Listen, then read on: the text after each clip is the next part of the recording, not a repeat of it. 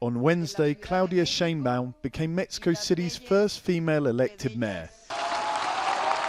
It's a historical move and just part of a gradual but seismic shift in Mexico's politics. The country now has the fourth highest percentage of congresswomen worldwide. They take up about half the seats in both chambers of the House, a big advance for a traditionally male-dominated nation.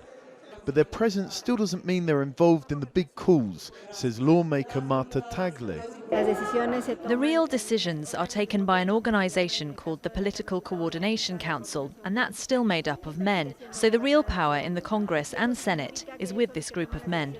Their female colleagues are still more likely to be assigned so-called women's issues, although that's slowly changing in a country with a far higher percentage of women lawmakers than the UK and the US.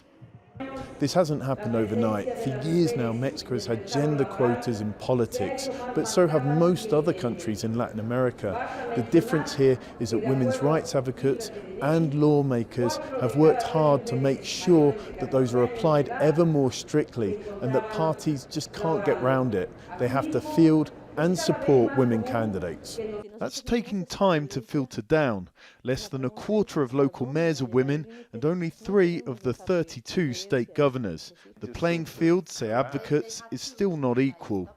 Women face specific and particular forms of violence, right?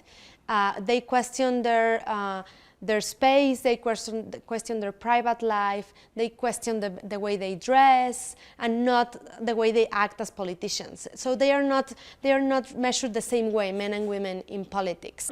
Those who make it into office, like their male counterparts, also tend to be lighter skinned and better off. Indigenous women are hardly represented, African Mexican women are hardly represented. So there is still a lot of issues that need to be sorted out. Plenty of challenges ahead, but also clear momentum for the country's increasing number of women politicians. John Holman, Al Jazeera, Mexico City.